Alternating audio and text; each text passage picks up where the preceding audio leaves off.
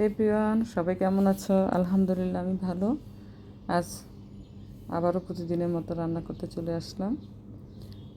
এটা আমি আজকে চিচিঙ্গা দিয়ে কাতল মাছ দিয়ে রান্না করব।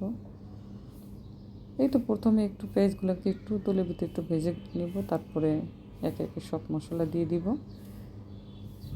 আদা বাটা, রসুন বাটা, হলুদ গুঁড়া, মরিচ গুঁড়া, ধনে গুঁড়া সব কিছু একসাথে মিশিয়ে একটু নেড়ে চেড়ে একটু ভাজা ভাজা হলে তারপরে একটু পানি দিয়ে দিব।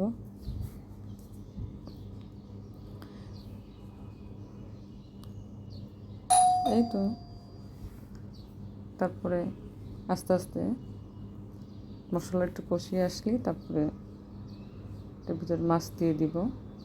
আমি আগে ভেজে রেখেছি মাছগুলো।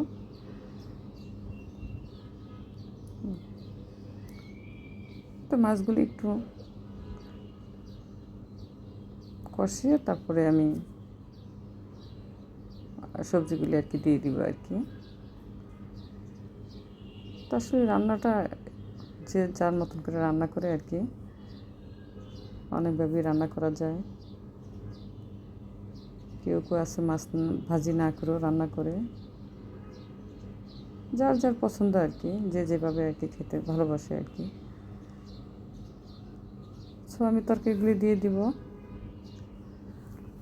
এখন তরকারিগুলি একটু ভালো করে কষতে হবে, হ্যাঁ, কারণ তরকারিগুলি যদি ভালোভাবে না কষে না তাহলে কিন্তু তরকারির ওরকম টেস্টটা পাওয়া যায় না। একটু ভালোভাবে কষিয়ে আমি একটু গরম পানি দিয়ে দিছি।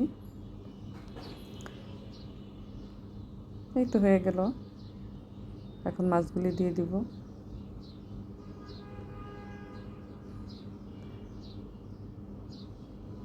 আসলে আমরা যেভাবেই রান্না করি না কেন, আমরা যখন টেবিলে একা খেতে বসি তখন কিছুই ভালো লাগে না। ফ্যামিলির সাথে খেতে বসলে